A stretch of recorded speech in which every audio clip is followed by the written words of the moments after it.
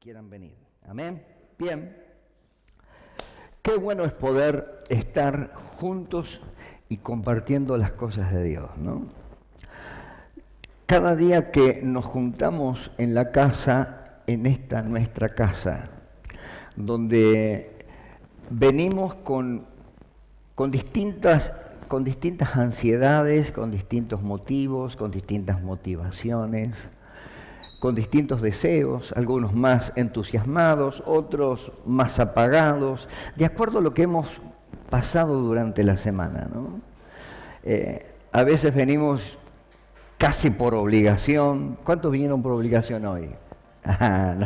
Nadie levanta la mano. Yo, no, mentira.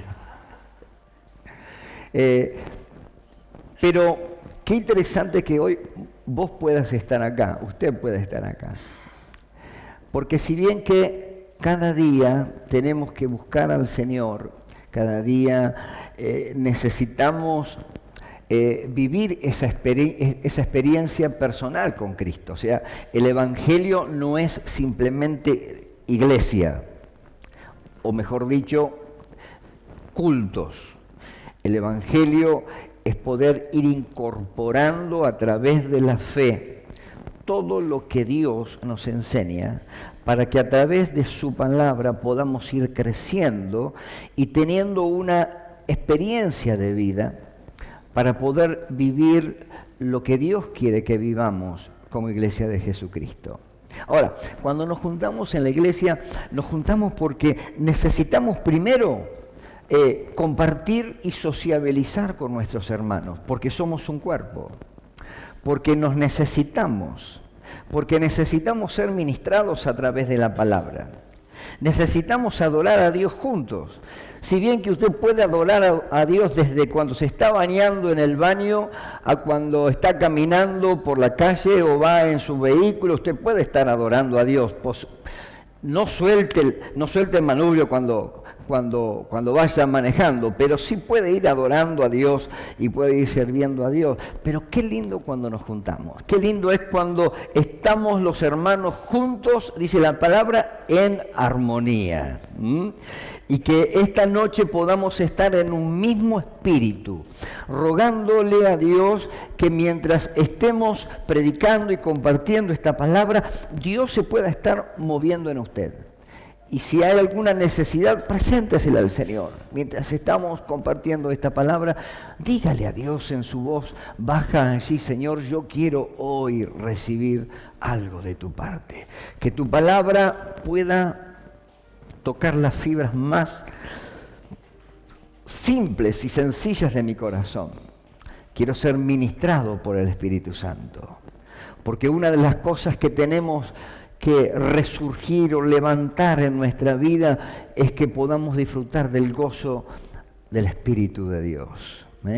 Porque cuando hay gozo hay libertad. Cuando el Espíritu de Dios se manifiesta, tenemos que tener ese gozo de la salvación que nos da el Espíritu Santo. Realzar la persona de Cristo en nuestra vida nos hace que aún en medio de la prueba podamos estar gozosos. Así que esta noche usted pueda disfrutar de este tiempo. Le invito a que abra su Biblia allí en el libro de Mateo capítulo 7, verso 24.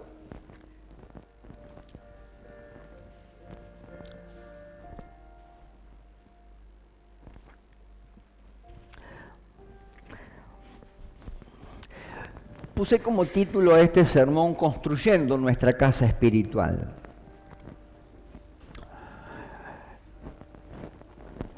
La Biblia dice que somos templo del Espíritu Santo. Y justamente la introducción que hice tiene que ver con esto. Tiene que ver con que podamos aprender que el Evangelio es mucho más que una liturgia evangélica. Que el Evangelio es mucho más que una expresión de deseo, que el Evangelio es mucho más que quizás una oración o una lectura bíblica. El Evangelio es algo que tiene que permear en nuestra vida y tiene que generar cambios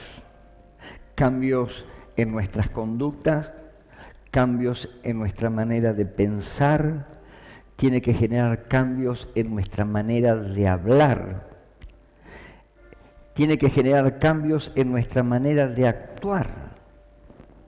Porque ¿de qué sirve el Evangelio si la gente no puede identificar que hay algo que cambió en nuestras vidas? La Biblia dice que tenemos que ser como lámparas encendidas en medio de un mundo que está en tiniebla. También se refiere a que tenemos que ser sal. Y la sal lo que hace es detener la pudrición cuando uno... ¿Se acuerda cuando antiguamente que no había heladeras? ¿Qué era lo que se llama? La sal.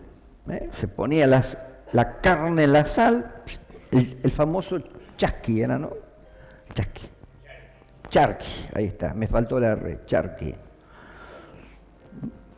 Que nuestros paisanos llevaban colgados en su montura y comían después. Bueno, gracias a Dios tenemos ahora heladeras, pero la sal lo que hace es detener la corrupción, aquello que está corrompiendo al ser humano. Por eso digo que hay algo importante que tiene que surgir en la Iglesia de Cristo, es que Dios tiene que transformar nuestra forma de pensar. Tiene que romper ciertas estructuras en nuestra mente que nos permitan poder pensar con libertad a través de la palabra, que nos ayude a poder crecer y para que todas aquellas cosas que contaminan nuestra alma podamos renunciar a ellas para poder buscar más de su presencia. Y a veces cuando hablamos de santidad, veo que la Biblia nos habla de santidad. Como que nos hacemos la figura esa que hemos traído a veces del catolicismo, que el santo es ese que está arriba de un pedestal con una coronita en el cielo, en su cabeza, y eso es una persona santa. No, cuando usted entrega su vida a Jesucristo, usted es santo, porque hemos sido santificados por el Señor. Ahora, la Biblia nos enseña que tenemos que santificarnos. Y de eso se trata la palabra de hoy, cómo podemos construir nuestra casa espiritual. Vamos a la lectura. Dice, versículo 24, capítulo 7, dice, cualquiera pues que me oye estas palabras y que dice, y las hace, les compararé a un hombre prudente que edificó su casa sobre la roca. Descendió la lluvia y vinieron ríos y soplaron vientos y golpearon contra aquella casa y no cayó, porque estaba fundada sobre la roca. Pero cualquiera que me oye estas palabras y no las hace, le compararé a un hombre insensato que edificó su casa sobre la arena, y descendió la lluvia, vinieron los ríos, y soplaron los vientos, y dieron con ímpetu contra aquella casa, y cayó, y fue grande su ruina. Y cuando terminó Jesús estas palabras, la gente se admiraba de su doctrina, porque les enseñaba como quien tiene autoridad y no como los escribas. Y después vamos a ver este último versículo, esa diferencia. ¿Qué es lo que está hablándonos el Señor a través de estos textos? ¿Quién no quiere tener una buena casa? ¿Quién no quiere edificar para sí una casa que es el lugar de protección, ¿no? Cuando uno está en su casa, yo recuerdo cuando compramos nuestra casa, primero cuando nos casamos vivíamos en un departamentito chiquito. Como yo era carpintero, había puesto placares arriba, era más mueble que departamento. Pero bueno, era la única manera de guardar las cosas. Casi teníamos que meter a los nenes en una baulera. Y me acuerdo cuando compramos la primera casa, que no era una casa gigante, no, era una casa de 75 metros, común, 2 habitaciones, baño, cocina y comedor, punto, listo. Y me acuerdo que hicimos las primeras mudanzas y dejamos a nuestros hijos con los abuelos y nos fuimos con mi esposa. Así que lo primero que llevamos fue la cama. No piense mal. Queríamos disfrutar ese día y pusimos la cama en nuestra y nos parecía una mansión. Mirá, no lo podíamos creer, ¿no? Parecía una cosa grande, como si viera, qué sé yo. Y era una casa simple, ¿no? Y nos sentíamos tan bien, porque habíamos logrado poder comprar nuestra primera casa. Y poder darle a nuestros hijos su habitación y el espacio físico. Nos sentíamos protegidos por esa casa. Y día a día la íbamos hermoseando y la fuimos.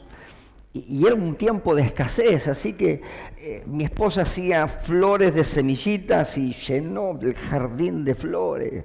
En la primera Navidad teníamos un pino grande.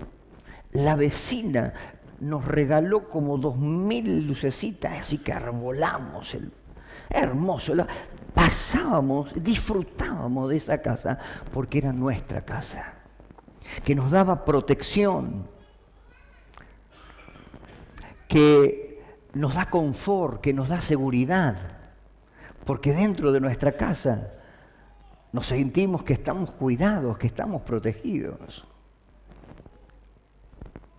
Por esa razón es que el Señor Jesús después, este sermón lo da, o esta palabra la da después de haber dado en los primeros versículos, en los primeros capítulos, todo lo que fue el sermón del monte o el sermón de la montaña.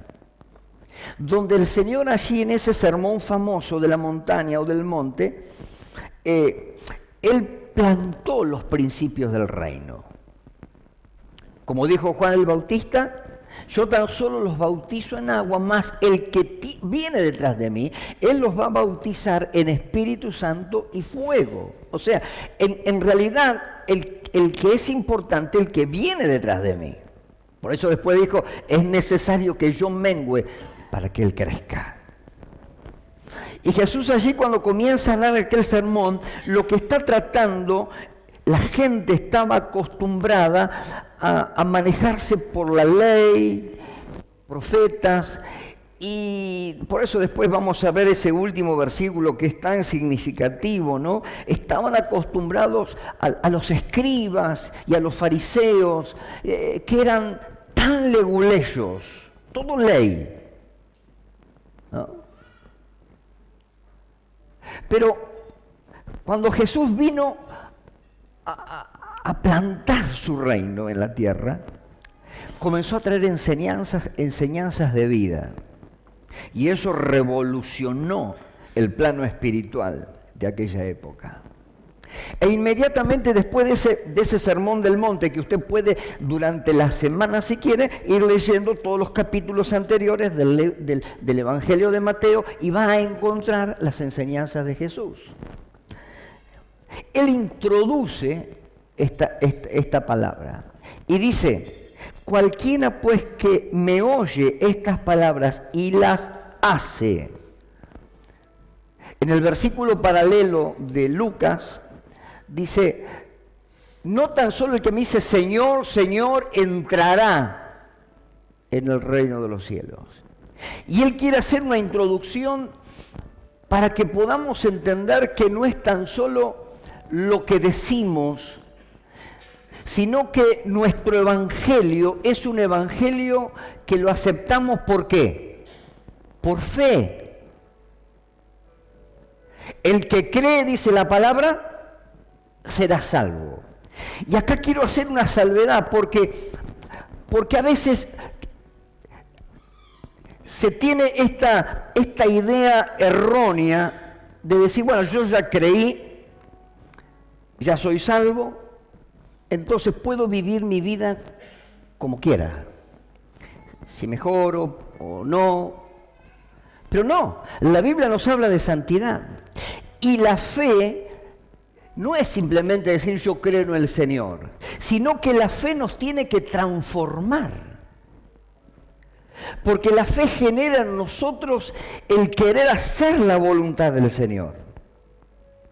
La fe nos introduce dentro de ese mundo del reino de Cristo, donde queremos ser sus discípulos y queremos aprender a vivir esa vida que nuestro Señor nos enseña a través de las Escrituras. Si no, simplemente somos mundanos con un título de cristianos. ¿Me entiende? Porque la fe viene para cambiar nuestro modo de pensar, nuestro modo de hablar, nuestro modo aún de actuar, para que podamos ser sal y luz en un mundo que tiene que transformarse. Y es a través de la predicación del Evangelio. Por eso Lucas dice, ¿por qué me llamáis Señor, Señor, y no hacéis las cosas que yo les digo? Otra porción bíblica dice, muchos dirán cuando estemos en la presencia del Señor, Señor, en tu nombre echamos fuera los demonios.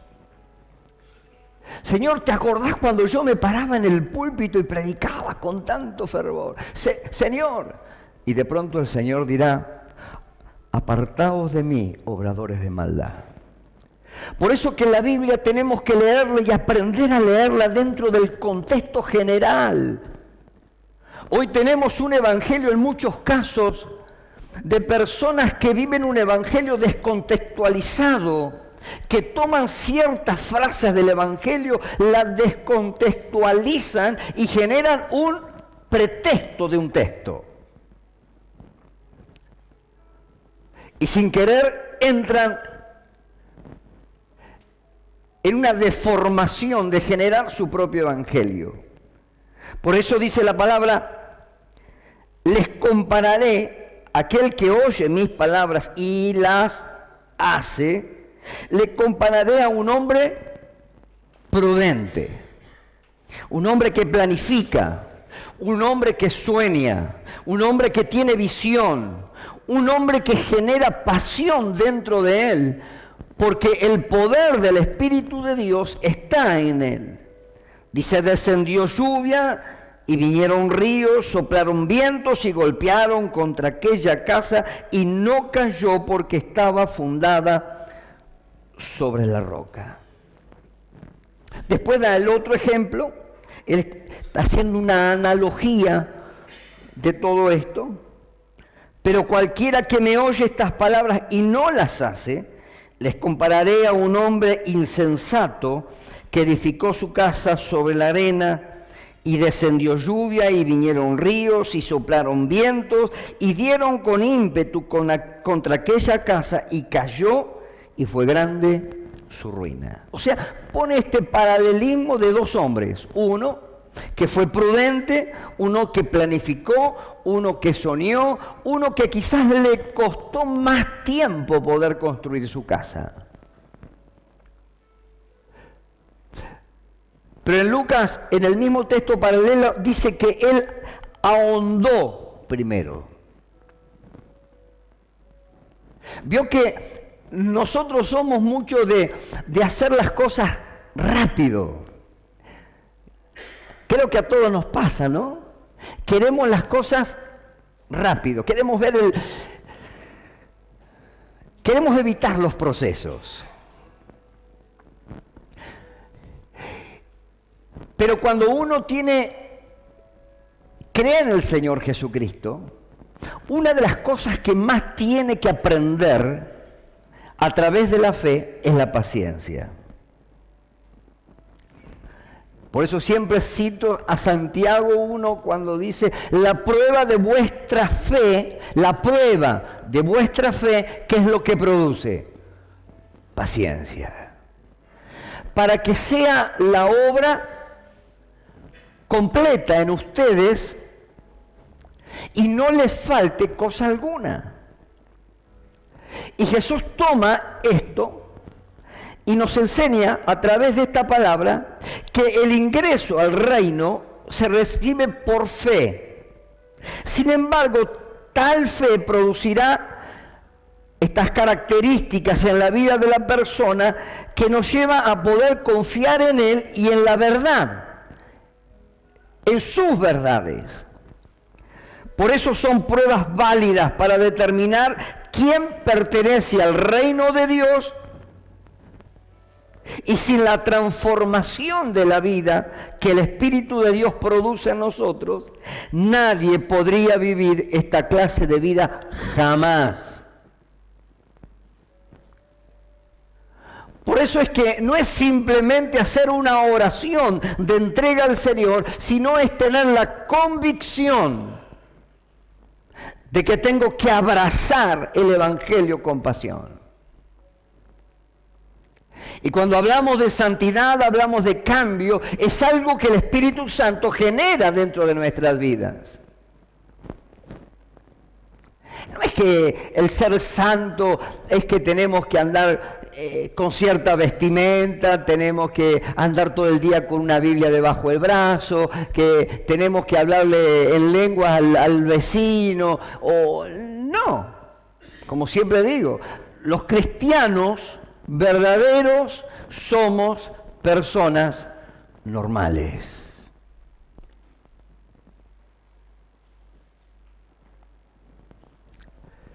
Pero personas normales que han sido transformadas por el poder de Jesús. Alguien como primer ejemplo, dice: cuando aquel hombre prudente, el que quiere hacer la voluntad de Dios, dice: cualquiera pues que me oye y oye estas palabras, todo lo que dijo en el sermón de la montaña, y las hace, le compararé a un hombre prudente, que cavó, profundizó, buscó y construyó su casa sobre la piedra. Mire lo que dice Primera de Pedro capítulo 2.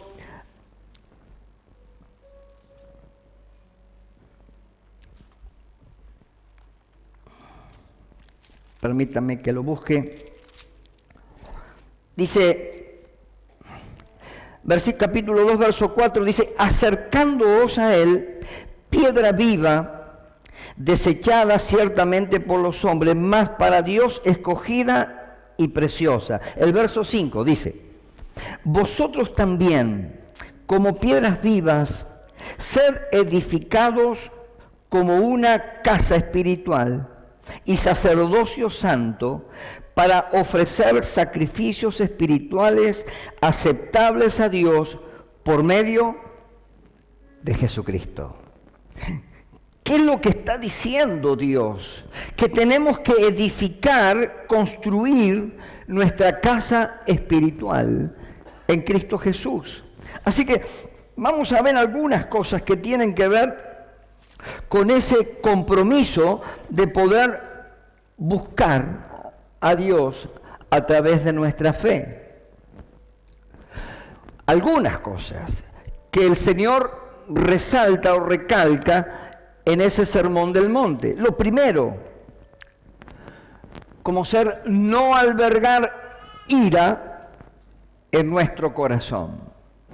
La Biblia nos dice: airaos, pero no pequéis. Dice: no se ponga el sol sobre su enojo. O sea, yo puedo tener un momento de ira. El Señor Jesús, ¿se acuerda cuando entró al templo y vio que habían hecho del templo del Señor un comercio? Agarró un coso y empezó a tirar las mesas de los cambistas y fue un... Ahora, dice: airaos, pero no pequéis. O sea, lo que está diciendo es que yo no puedo permanecer en ira. Al contrario,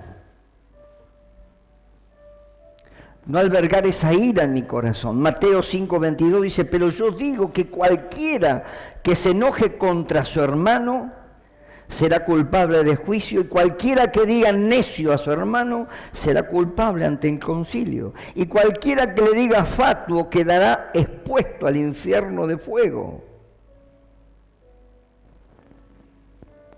Airaos, pero no pequéis, no se ponga el sol sobre vuestro enojo, ni deis lugar al diablo. Ese es el tema. Es no abrir una puerta en nuestro corazón, porque la ira luego nos lleva a las raíces de amargura. Abre una puerta al rencor, abre puertas al resentimiento, que perduran en nuestra vida y sin querer estamos dándole o dejando una puerta para que el diablo tome autoridad en algunas áreas de nuestra vida. Por eso dice, no deis lugar al diablo. Lo primero que es no albergar ira en el corazón. Por eso Dios nos habla de que Él ha derramado su paz sobre nosotros. Por eso que el Señor nos habla en la Biblia acerca del perdón. Airaos, pero no pequéis. Saber que detrás de una ofensa que pueda provocar a través de la ira o generar a través de algo que surja desde mi corazón, puedo lastimar a personas, o actitudes en mi corazón que tenga contra mi hermano, puedo lastimar, herir a personas. Vio que hay personas que hay varias clases de personas, pero en dos grupos más está el que guarda su bronca interior y revienta por dentro, hasta que un día explotó. Pero están los otros que no, que son los que explotan con su ira, dejan brotar su ira, lastiman al mundo y al otro día están tranquilos, están en paz.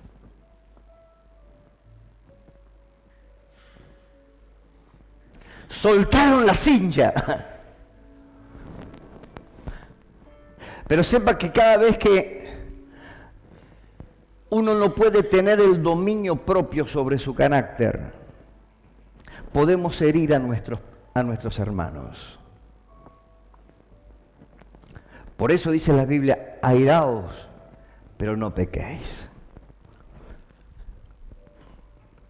No permitan, no den lugar al diablo. Porque cuando yo actúo de mala manera, estoy dando lugar al diablo para que en otras personas se genere algo en su mente.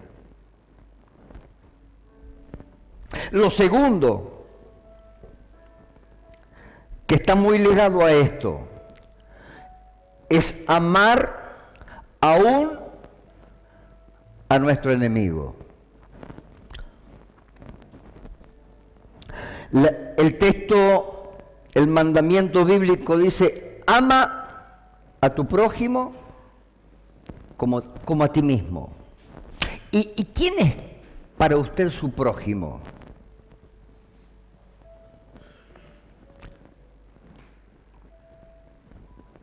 ¿Es su amigo? ¿Es su padre, su madre que ama? ¿Su hijo que ama? Sí. Pero también es el vecino con la cual muchas veces renegamos, es con ese patrón que no le paga bien,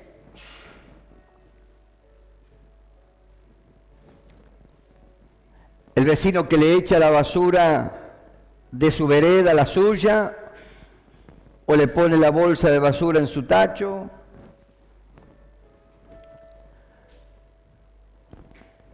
Porque es fácil amar a nuestros amigos, pero lo difícil es amar a nuestros enemigos. Ahora, ¿se da cuenta que el Evangelio si no permitimos que a través de nuestra fe y de nuestra búsqueda al Señor transforme nuestra vida interior, esto se hace imposible. Cuando la Biblia me dice que tengo que amar a mi prójimo como a mí mismo, salvo que usted no se ame a usted mismo, está diciendo que usted tiene que aprender a amar a su prójimo, sea la condición de que su prójimo esté o está. Y es bíblico, la Biblia nos enseña. En Mateo capítulo 4, 44 y 45 dice, pero yo os digo, amad a vuestros enemigos. Escuche, bendecid a los que le maldicen. ¿Qué le dice usted cuando se le cruza estoy tocando finito ahí, cuando se le cruza a alguien en el auto y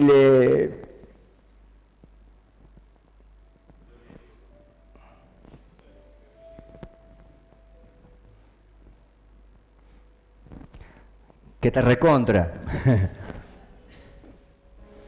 Pero la Biblia dice, pero yo os digo, amad a vuestros enemigos, bendecid a los que os maldicen, haced bien a los que os aborrecen, y orad por los que os ultrajan y os persiguen.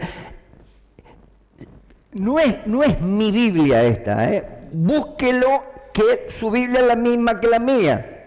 Mateo capítulo 4, verso 44, 45, búsquelo, márquelo, porque esto es para usted como lo es para mí. Por eso que cuando yo les digo que no es simplemente el Evangelio hacer una oración de fe, es venir al culto,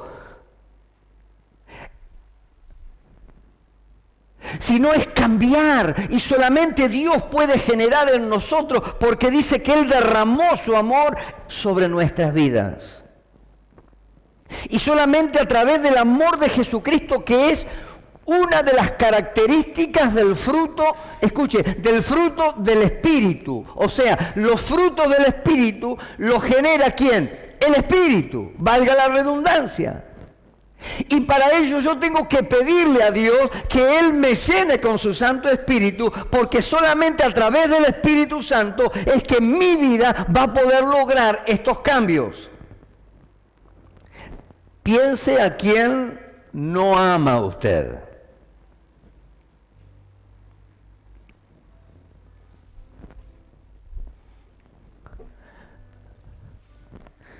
Por un momento, haga este ejercicio mental. Alguno que usted detesta.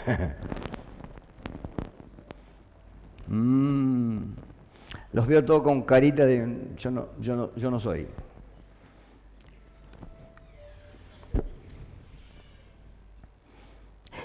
Pero dice bien claro la palabra, hermanos. Amad a vuestros enemigos, bendecid a los que les maldicen. Alguno dijo ahí, ¿qué contestarías cuando? Gloria a Dios. Dios te bendiga. ¿Te retribuya? No. Haced bien a los que os aborrecen.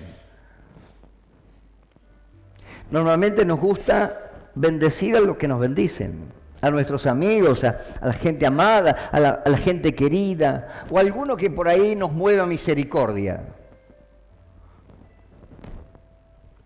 Y orad por los que os ultrajan y os persiguen, para que seáis hijos, añade el texto, de vuestro Padre que está en los cielos, que hace salir sol sobre los malos y los buenos, y que hace llover sobre los justos y los injustos. Qué difícil sería para Dios si tuviera que hacernos salir el sol para algunos y la lluvia para otros, ¿no? Ahora, cuando Jesús murió en la cruz del Calvario, dice que sus brazos fueron extendidos en aquella cruz para abrazar ¿a quién? A toda la humanidad. Porque de tal manera, dice Juan 3:16, ¿cómo sigue el texto? Porque de tal manera amó Dios al mundo que dio a su Hijo unigénito para que todo aquel que crea en Él no se pierda, mas tenga la vida eterna. Y esa entrega del Señor Jesucristo de sí mismo, de ofrecerse en la cruz del Calvario, es el deseo de que todo el mundo conozca a Jesús y pueda tener un cambio en su vida. Y usted y yo tenemos que ser los embajadores de Cristo, no tan solo a través de dar un mensaje, no tan solo acerca de hablar de Cristo. Nuestra mejor manera de hablar del Evangelio es a través de nuestro testimonio. Cuando aquello que usted puede hablar o decir está incorporado en sus vidas. Pablo dijo: yo no necesito credenciales, ustedes son mis credenciales. Mis cartas son vosotros. ¿Por qué? Porque Dios los transformó.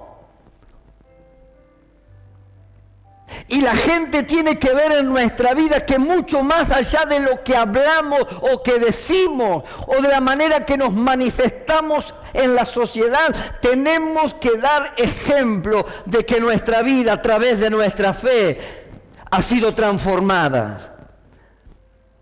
En el ámbito donde usted se mueva, sé que tenemos un mundo totalmente corrompido que cada vez es más difícil. Cuando usted tiene que ir a su trabajo y así usted ve celos, envidia, escucha cosas terribles y usted tener que mantenerse.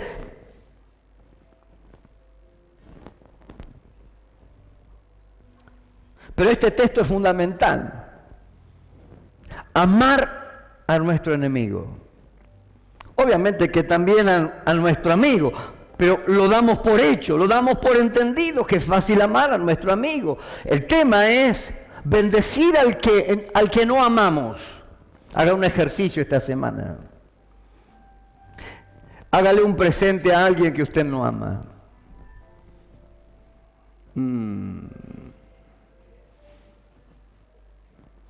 ¿Cuánto? No digo nada. No los quiero poner en compromiso. Tercero, no rezar, sino orar.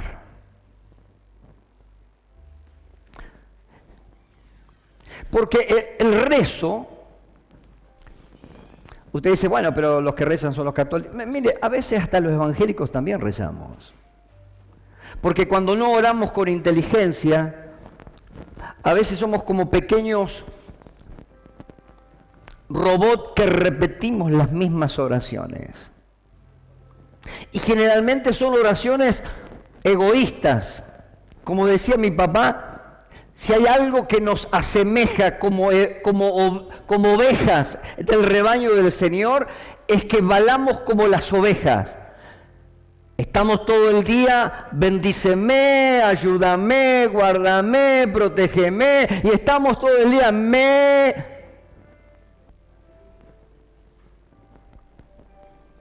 Por eso que el rezo es a veces reiterar, repetir una misma oración. Claro, como lo hacíamos o hacían antes los católicos o lo siguen haciendo. Pecaste, rezar 50 Padre Nuestro y algunos Ave María y ya está. No se trata de eso, se trata de orar. Y el Señor le enseñó a sus discípulos, bueno, Señor, enséñanos a orar. Y el Señor le enseñó esa famosa oración del Padre Nuestro en la Biblia. Y les enseñó a orar. Nos dio un modelo, no para que lo repitamos. Y no está mal que usted repita el Padre Nuestro en una oración. Muchas veces no he tenido ganas o no he estado motivado para orar. Y tan solo en la presencia del Señor oré el Padre Nuestro, pero con deseo, simplemente como una oración, como un rezo. Veo que uno a veces no tiene, está mal.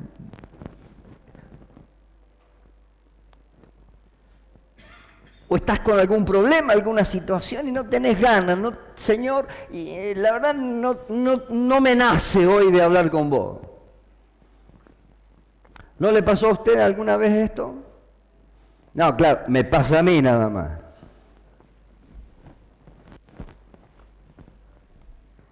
Pero miren lo que dice la Biblia acerca de la oración. Y orando, no uséis vanas repeticiones como los gentiles, que piensan que por su palabrería serán oídos.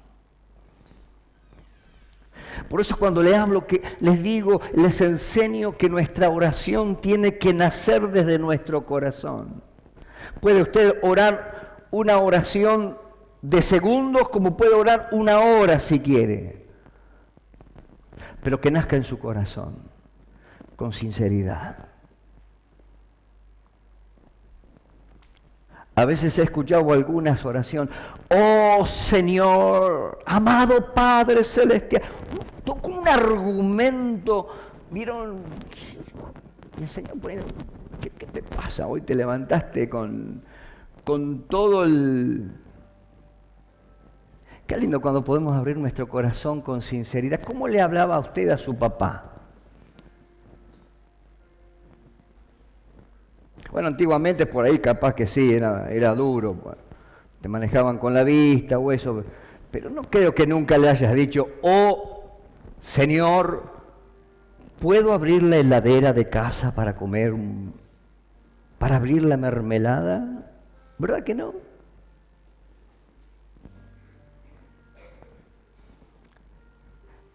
Bueno, ya hoy los pibes ni siquiera te dicen,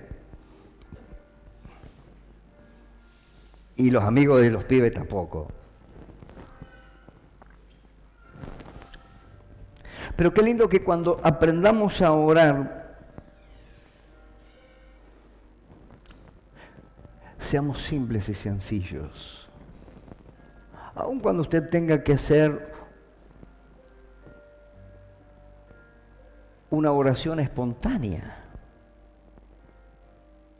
Yo me lo imagino a Nehemías. ¿Se acuerdan de Nehemías? Que él era un cortesano del rey. Y un cortesano su tarea era ir y hacer lo que tenía que hacer y callarse la boca. Pero cuando le llegó a Nehemías a oídos de él que sus hermanos estaban mal, nació en él una compasión, porque aún siendo cortesano, él estaba bien. Él comía bien, estaba bien, vestía bien. Y dice, cuando él sintió eso, yo creo que oró 2 palabras cuando estaba allí ante el rey para poder hablar y expresar lo que había en su corazón y su dolor por sus hermanos. Y esa oración sencilla que ni siquiera la pudo pronunciar en voz alta, le abrió las puertas para que el rey pudiera dar todo lo que él necesitaba. Cartas, dinero, todo lo que precisaba para poder ir y reconstruir los muros de Jerusalén. Por eso aprendamos a orar. Dios mira más allá de nuestras palabras y acciones. Él ve nuestros motivos y nuestras intenciones, porque dice la Biblia que Él escudriña hasta lo profundo de nuestro corazón.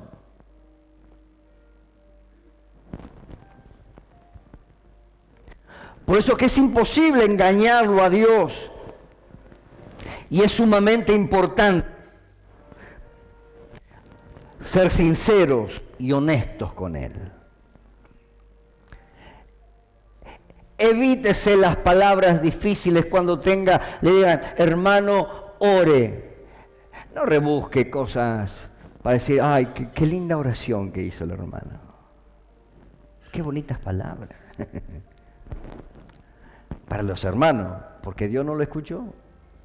Seamos sencillos. Aprendamos a orar. Seamos simples y sinceros en nuestras oraciones.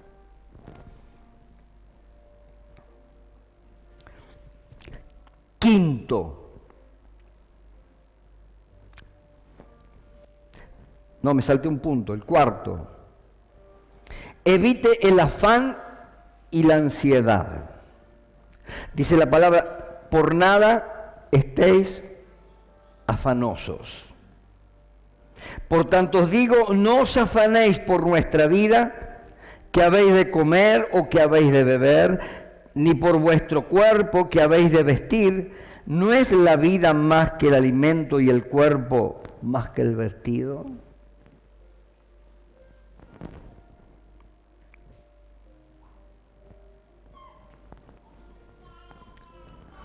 Y vivimos en un mundo lleno de ansiedad, ¿no? Vimos un mundo donde estamos estresados, donde la sociedad, con toda su publicidad, nos lleva al más. Ya el teléfono del año pasado ya perdió vigencia, hay que comprar uno nuevo, el modelo anterior ya no sirve, hay que poner el otro, y así vivimos ansiosos. No os afanéis pues diciendo, ¿qué comeremos? ¿Qué beberemos? ¿Qué vestiremos? Porque los gentiles buscan todas estas cosas, pero vuestro Padre Celestial sabe que tenéis necesidad de todas estas cosas. Mas, dice la palabra, buscad primeramente el reino de los cielos y su justicia. Y todo lo demás te va a ser añadido. Usted sabe que quizá usted quiera saltar este punto o diga, bueno, ¿quién no está ansioso? Pero cuando uno aprende a descansar en el Señor, mire, le está hablando a alguien que tiene que luchar continuamente con la ansiedad. Por mi temperamento hiperactivo, yo permanentemente tengo que ir a la cruz y orar a Dios porque mi hiperactividad me lleva a actuar. Pienso y actúo. Pero las pruebas de la vida me han hecho poder entender este mensaje, esta palabra. Cuando yo busco delante de Dios, Dios me da cosas mejores. Cuando yo puedo tener el dominio propio de esperar en Dios, planificar en Dios, soñar en Dios, darle lugar al Espíritu Santo y dejar mi ansiedad delante de su altar. Dios, que es tan bueno, que conoce lo profundo de mi corazón. Dios me sorprende. Hoy nos reíamos con un hermano porque hoy fuimos a traer lo que nos habían donado, la casita para los niños y toda esa torreta que está allá. Ya están desarmando la casa que también nos donaron para poner en el terreno. Y yo le puse al título del sermón, ¿cómo le puse? Construyendo nuestra casa espiritual. Entonces me dijeron, qué bárbaro lo tuyo con las casas, ¿no? Es que algo profético.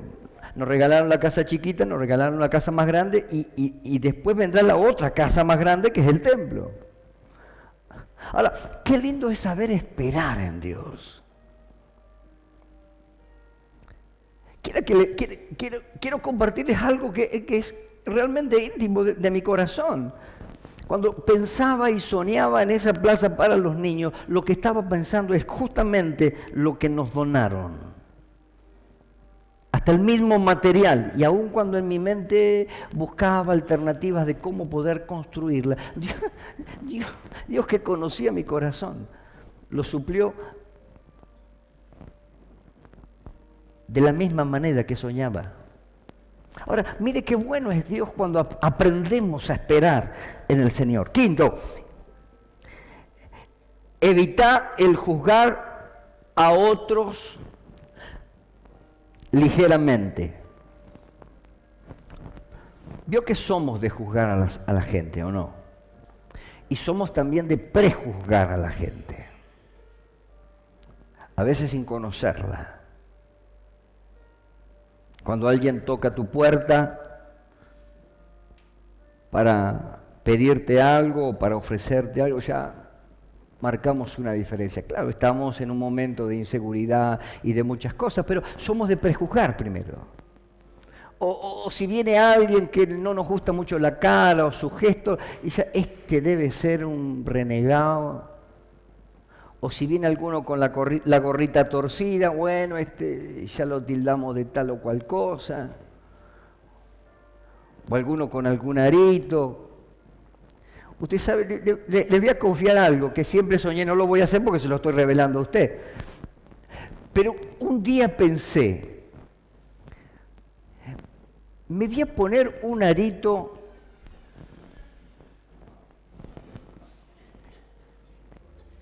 y me voy a parar en el púlpito sin decir absolutamente nada y voy a predicar, a ver cómo reacciona la iglesia. Bueno, muchos se ríen porque ya me están visualizando con un arito a mí o con un piercing cruzado, ¿no?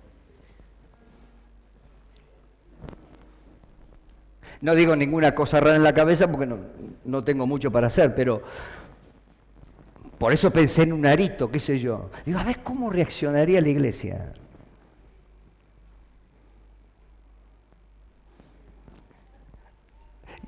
Ya que estamos confidentes, ¿qué haría usted si me ve con un piercing? O con un arito.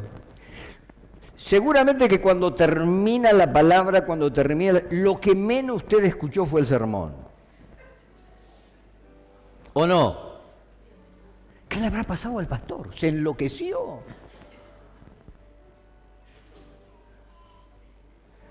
¿Quiere ser más joven ahora? Se puso un... Y ni hablar si viniera medio así con manga corta y un tatuaje, aunque sea armado del momento nada más. Bueno, no tengo mucho músculo para mostrarlo tampoco, pero que le causaría impresión. ¿O no?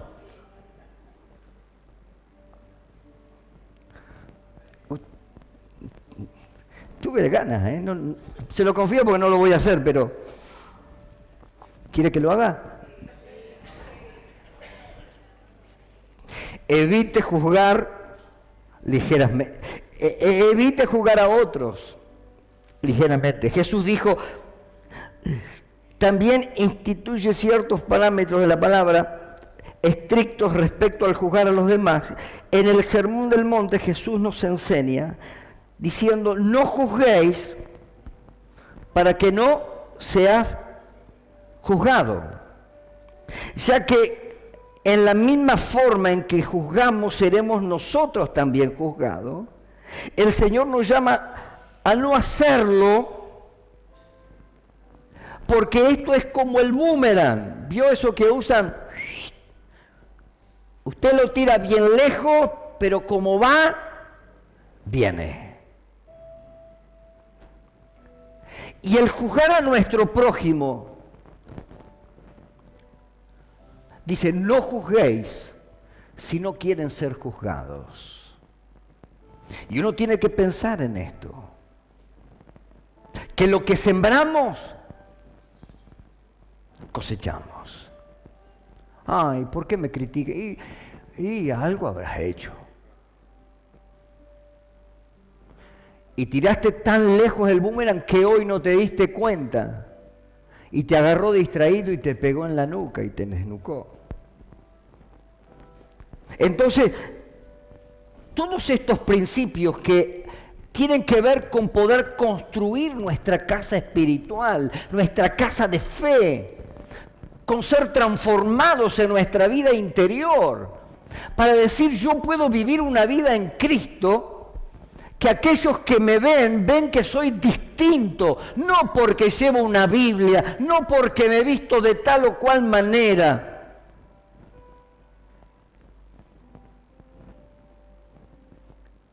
sino porque aprendí a respetar a mi prójimo, a no juzgar.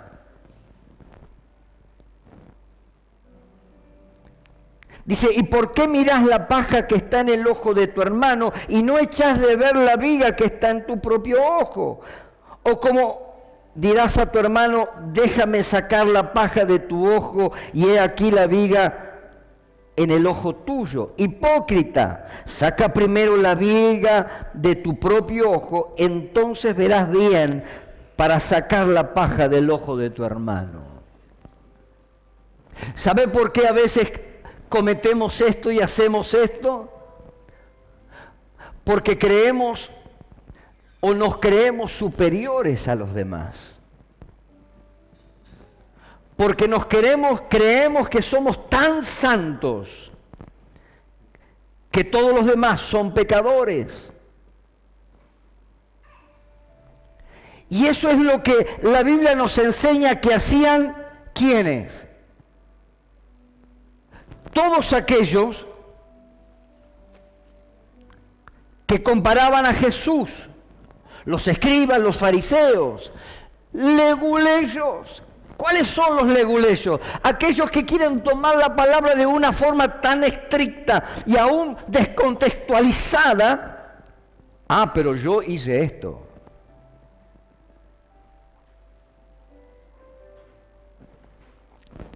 Me viene a la mente cuando Jesús se encontró con sus discípulos después de su resurrección y estuvo con Pedro. Pedro hacía unos días que le había dicho, Señor, yo no te negaré.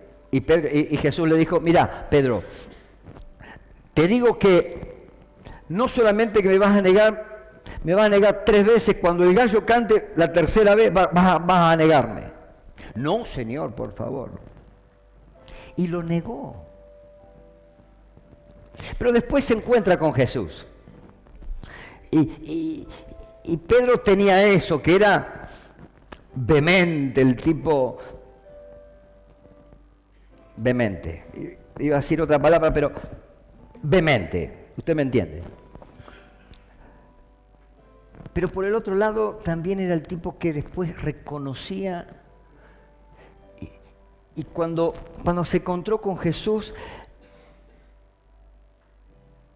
y el Señor le dice mirándole a los ojos, Pedro, ¿me amas? Y Pedro dice, sí, Señor, tú sabes que te amo. Apacienta mis ovejas. Pedro, por segunda vez le dice, parece que se estaba repitiendo lo anterior, ¿no? Pedro, por cada negación le decía, Pedro, ¿me amas? Pedro, ¿me amas? Sí, Señor, vos sabés que te amo. Apacienta mis corderos. Y por tercera vez le dice, Pedro, ¿me amas? Señor, tú sabes que me amas. Perdón, tú sabes que te amo.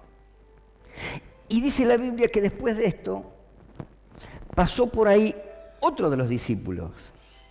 Después de tener esta conversación así íntima con el Señor, ¿no? Y Pedro salta y lo mira como queriendo ser el protagonista. ¿Y qué es de este? Como dice, ¿y este? O sea, como que después de haberlo negado, ahora estaba hablando con el Señor, como que el Señor indirectamente le estaba diciendo a través de, mira, me negaste una vez, me amás, me negaste 2 veces, me seguí amando. Y como que no entendió. Y como que yo soy el íntimo de Jesús. Pero cuando pasó el otro por allí, Juan, le dice, Señor, ¿y qué de este? Y Jesús de una manera más criolla y argentina, ¿y a vos qué te importa lo que yo voy a hacer con él?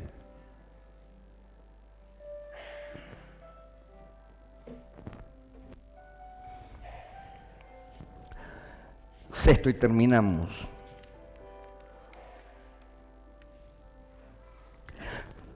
Cuidado con lo que ves.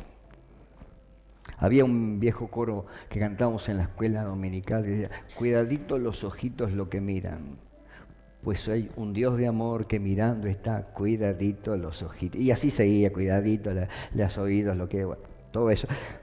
cuidado,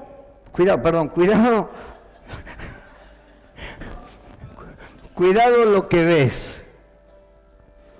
Dice la palabra, la lámpara del cuerpo es el ojo, así que si tu ojo es bueno, todo tu cuerpo está lleno de luz, pero si tu ojo es maligno, todo tu cuerpo estará en tinieblas, así que si la luz que en ti hay tinieblas, ¿cuánto no serán las mismas tinieblas? Por eso dice la palabra, todo me es lícito, pero no todo me conviene.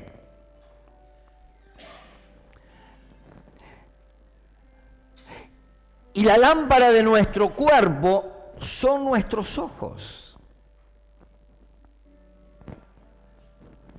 Por eso tenemos que administrar bien lo que hacemos con nuestros ojos. Hoy que tenemos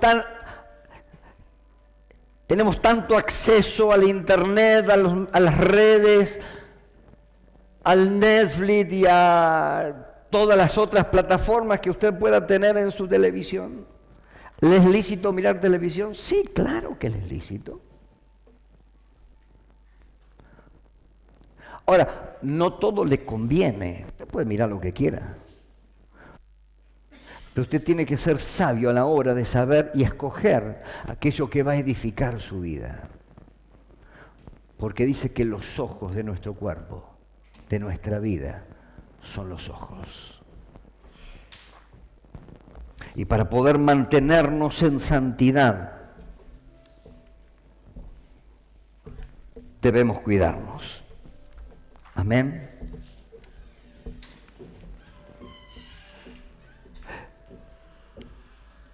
Crea en hechos y no en palabras.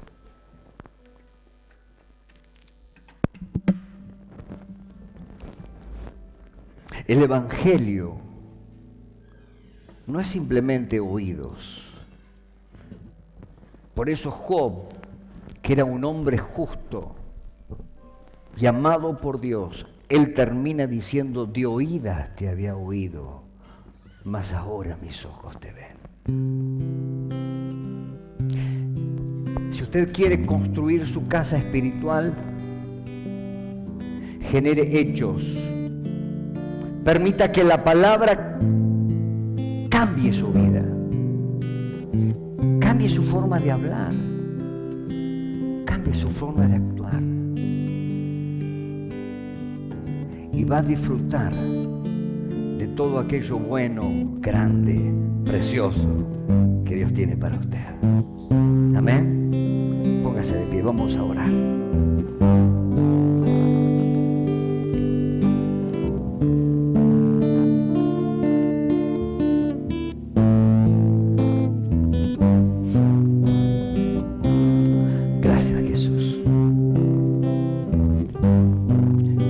¿Está dispuesto a poder cambiar? ¿Quiere construir su casa espiritual conforme la Biblia le dice?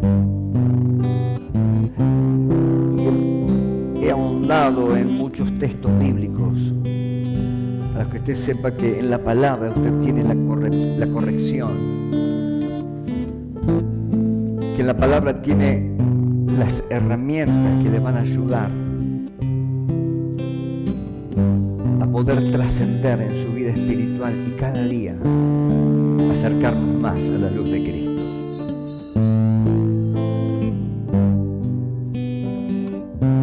Y qué lindo poder estar en la presencia del Señor. Disfrutar de las cosas de Dios. Cierre sus ojos. Ahí donde está,